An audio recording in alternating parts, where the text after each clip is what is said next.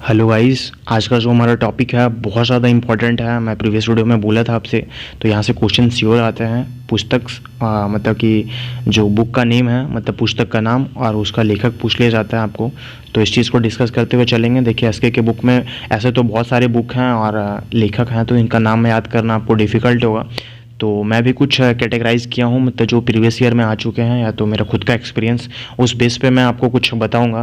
क्योंकि इसमें भी बहुत सारे दे रखे हैं, इतना आपको याद करना नहीं है। मैक्सिमम 10 से 20 मैं बताऊंगा, इतना ही आपको याद करते हुए चलना है। तो देखिए, चलिए देखते हैं क्या है। तो देखिए, मैं जो जो टिक लगाऊंगा, जो जो मैं सर्कल करूंगा, आपको बस उसी चीज़ को याद करना है। क्योंकि उसी से ज़्यादा चांसेस होगा क्वेश्चंस आएंगे। अगर आपको लगता है आप हमसे सेटिस्फाई नहीं हो सकते, तो प्लीज़ आप स्क्रीनशॉट ले लें और सारा आप रीड कर लें। तो देखिए, फर्स्ट दे रखा है योग दर्शन। ये जिसको मैं टिक लगाऊंगा, सर्कल करूंगा, वो ज़्यादा इंपॉर्टेंट होगा। तो योग, देखिए योग दर्शन, इसके अब इसमें भी कोई ट्रिक नहीं है गाइस। आप ट्रिक को लेके मेरे पास डिस्कस कीजिएगा नहीं, कमेंट मत कीजिएगा कि ट्रिक ट्रिक ट्रिक। जो भी है मैं डिस्कस करते हुए चलूँगा। तो पुस्तक का नाम दे रखा है योग दर्शन। तो योग दर्शन के लेखक कौन है? पतंजलि। बहुत ज़्यादा इंपॉर्टेंट है। नेक्स्ट देखिए, नेक्स्ट है कादम्बरी या हर्षचरित। ये आपके एग्जाम में 2-3 बार आ चुका है। इसके लेखक कौन है? वानभट्ट। नेक्स्ट क्या है हमारे पास? गीत गोविंद। गीत गोविंद के लेखक कौन है? जयदेव। ये आपके एसएसआर में आ चुका है। एसएसआर में ये क्वेश्चंस एक बार तो मैंने खुद दिया हुआ है, तो उस पर आया हुआ था कि गीत गोविंद के लेखक कौन है? जयदेव। नेक्स्ट है राजतरंगिणी। राजतरंगिणी के लेखक कौन है? कल्हन। तो यहाँ से क्वेश्चंस बन जाता है। तो मैं जिसको सर्कल कर रहा हूँ, आपको बस उतना ही याद रखना है। देखिए, अभी योग दर्शन, पतंजलि, कादम्बरी व हर्षचरित, इसके लेखक कौन थे? बाणभट्ट, राजतरंगिणी, कल्हन, गीत गोविंद, जयदेव। नेक्स्ट है अष्ट अध्याय। अष्ट अध्याय के लेखक कौन है? पाणिनि। इसका भी क्वेश्चंस बन जाता है। अर्थशास्त्र। अर्थशास्त्र के लेखक कौन है? चाणक्य। तो ये भी क्वेश्चंस बनते हैं। नेक्स्ट है अकबरनामा। तो अकबरनामा किसने लिखा था? इसके लेखक कौन है? अबुल फजल। तो आपको ये सब बहुत ज़्यादा इंपॉर्टेंट है। जितना मैं बताते हुए चल रहा हूँ, आपको ये सब ध्यान में चले। और इतना में से ही क्वेश्चंस आएगा गाइस, इससे बाहर तो नहीं आएगा। तो और देखिए, क्वेश्चन एक यहाँ से भी बन जाता है। क्या? India wins freedom. क्या है? India wins freedom. यहाँ से क्वेश्चंस बन जाते हैं। इसके लेखक कौन है? अबुल कलाम आज़ाद। याद रखना है, अब्दुल कलाम आज़ाद नहीं है, अबुल कलाम आज़ाद याद रखना है। यहाँ से क्वेश्चंस बन जाता है। नेक्स्ट देखते हैं, नेक्स्ट और क्या है, जो भी होगा डिस्कस करते हुए चलेंगे।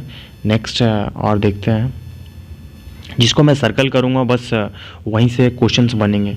नेक्स्ट है गीतांजलि। क्या है? गीतांजलि। गीतांजलि के लेखक कौन है? रविंद्रनाथ टैगोर। ये रविंद्रनाथ टैगोर द्वारा रचा हुआ है गीतांजलि। ये ना जाने कितनी बार आपके एग्ज़ाम में आ चुका है। तो ये बहुत ज़्यादा इंपॉर्टेंट है गाइस। गीतांजलि, रविंद्रनाथ टैगोर, ये चीज़ आपको याद रखना है। नेक्स्ट है, ये भी क्वेश्चन आ जाता है, जंगल बुक। तो जंगल बुक के रचयिता कौन है? Rudyard Kipling. क्या है? Rudyard Kipling. बहुत ज़्यादा इंपॉर्टेंट है, आपको याद रखना है। और देखिए, डिस्कवरी ऑफ इंडिया, ये भी इम्पॉर्टेंट है। क्या है? Discovery of India. इसके लेखक कौन है? पंडित जवाहरलाल नेहरू। तो ये भी इम्पॉर्टेंट है। और देखते हैं और आगे क्या क्या दे रखे हैं। देवदास। देवदास के रचयिता कौन है? शरत चंद्र चटर्जी। तो ये बहुत ज़्यादा इंपॉर्टेंट है। और दे रखा है हमारे पास पंचतंत्र। पंचतंत्र के लेखक हैं विष्णु शर्मा। ये भी इंपॉर्टेंट है। मैं जिसको सर्कल कर रहा हूँ वो सारे इंपॉर्टेंट है। आपको इतना तो कम से कम रट्टा मार लें, आप कुछ भी करें, याद होना जरूरी है। नेक्स्ट है भारतीय दर्शन। क्या है? भारतीय दर्शन। इसके कौन है? डॉक्टर राधाकृष्णन। नेक्स्ट है महाभारत। महाभारत के रचयिता कौन है? वेद व्यास। भारत भारती। भारत भारती के लेखक कौन है? मैथिली शरण गुप्त। ये बहुत इंपॉर्टेंट है। एयरफोर्स, नेवी, सारे एग्जाम में आ चुके हैं, यहाँ तक कि एसएससी वगैरह के एग्जाम में आ चुके हैं। भारत भारती के लेखक कौन है? मैथिली शरण गुप्त। याद रखना है आपको। नेक्स्ट देखते हैं, नेक्स्ट हमारे पास क्या है। नेक्स्ट हमारे पास है वाइट टाइगर। क्या? वाइट टाइगर बहुत ज़्यादा इंपॉर्टेंट है। अरविंद अडिगा। यहाँ से भी क्वेश्चन आता है। रामचरितमानस, ये किसने लिखा है? तुलसीदास ने। और देखते हैं और क्या है। रामायण। तो रामायण किसने लिखा है? मतलब इसके लेखक कौन है? वाल्मीकि। तो यहाँ से भी क्वेश्चंस बन जाते हैं। तो और देखते हैं और क्या है। और तो ऐसा हमें कुछ नज़र नहीं आ रहा गाइस। तो बस इतना ही था जितना मैंने किया। आई होप कि मैंने 20 लगभग के सर्कल कर दिया होगा, या तो 10 से 20, 15-20 समझ लो, इतना कर दिया।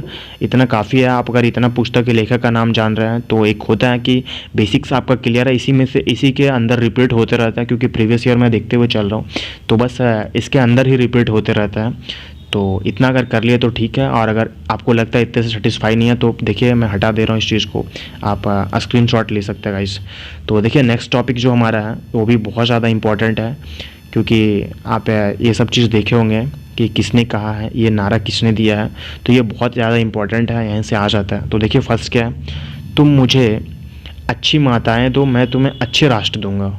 ये किसने बोला था? नेपोलियन ने बोला था। बहुत ज़्यादा इंपॉर्टेंट है। आप ये सुने होंगे, तुम मुझे खून दो मैं तुम्हें आज़ादी दूंगा, वो भी है, बट ये नेपोलियन ने कहा था। तुम मुझे अच्छी माताएं दो, मैं तुम्हें अच्छे राष्ट्र दूंगा, नेपोलियन ने कहा था।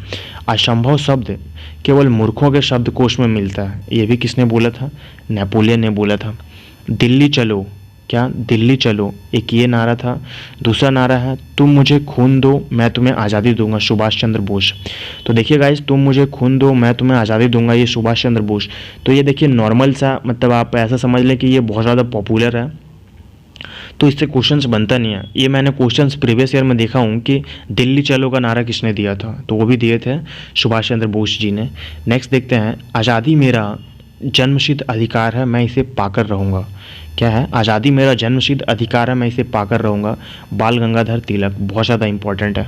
सारे जहाँ से अच्छा हिंदुस्तान हमारा, मोहम्मद इकबाल। ये भी इंपॉर्टेंट है, इसमें सारे इंपॉर्टेंट दे रखे हैं, ये आपको सारे याद करने होंगे। आराम हराम है, ये किन्होंने बोला था? पंडित जवाहरलाल नेहरू ने। जय जवान जय किसान, ये लाल बहादुर शास्त्री जी ने बोला था। जन गण मन अधिनायक, ये रविंद्रनाथ टैगोर, हम लोग पिछले वीडियो में भी इस चीज़ को लेकर डिस्कस किए हुए हैं। वंदे मातरम, बंकिम चंद्र चटर्जी, तो ये दोनों को मैं प्रीवियस वीडियो में डिस्कस किया हुआ हूँ। नेक्स्ट है कि सरफरोशी की तमन्ना अब हमारे दिल में है, दिखना है बाजुए कातिल किसके, ऐसा कुछ है, तो इनके हैं। ये कौन है? राम प्रसाद बिस्मिल। बहुत ज़्यादा इंपॉर्टेंट है गाइस, यहाँ से क्वेश्चंस आते हैं। और नेक्स्ट है कि प्रजातंत्र प्रजा द्वारा प्रजा के लिए शासन है, तो इसके कौन थे? अब्राहम लिंकन, याद रखना है। और इनकलाब जिंदाबाद, यह नारा शुरू में मोहम्मद इकबाल ने दिया, परंतु इसे प्रसिद्धि सरदार भगत सिंह से मिली। फर्स्ट टाइम जो है ये नारा तो इन्होंने दिया था, किन्होंने? मोहम्मद इकबाल ने, बट इनकी जो प्रसिद्धि ज़्यादा यूज करना है तो फेमस जिस चीज़ से हुआ ये सरदार भगत सिंह जी से मिली थी, याद रखना है। नेक्स्ट है करो या मरो, इसकी नारा किसने दिया था? महात्मा गांधी ने, जब भारत छोड़ो आंदोलन का टाइम था, मतलब उस वक्त पे ये नारा दिए थे उन्होंने, करो या मरो। तो बस आज के लिए इतना ही था गाइस। और जो हमारा नेक्स्ट टॉपिक होने वाला है एब्रीविएशन, या तो latest and common in use, मतलब कि आप ऐसा समझ लो, बोलचाल की भाषा में आप लोग ऐसे बोलते हैं फुल फॉर्म, तो यहाँ से क्वेश्चंस ये बन जाते हैं फुल फॉर्म से रिलेटेड। लगभग आप ऐसा समझ लो 2 से 3 क्वेश्चन आ जाते हैं। अगर आप एग्ज़ाम दिए हुए हैं तो बिलीव मी, मतलब कि आपको पता ही होगा फिर कि यहाँ से क्वेश्चंस आते हैं, और नहीं तो बिलीव मी यहाँ से क्वेश्चंस कंफर्म आते हैं। तो कम से कम 100 प्लस 100 से 200 इसमें से मतलब कि दे रखा है एब्रीविएशन, मतलब कि फुल फॉर्म। तो उस चीज़ को आने वाले वीडियोज़ में डिस्कस करेंगे। तो आज के लिए इतना ही था guys, thank you so much, जय हिंद।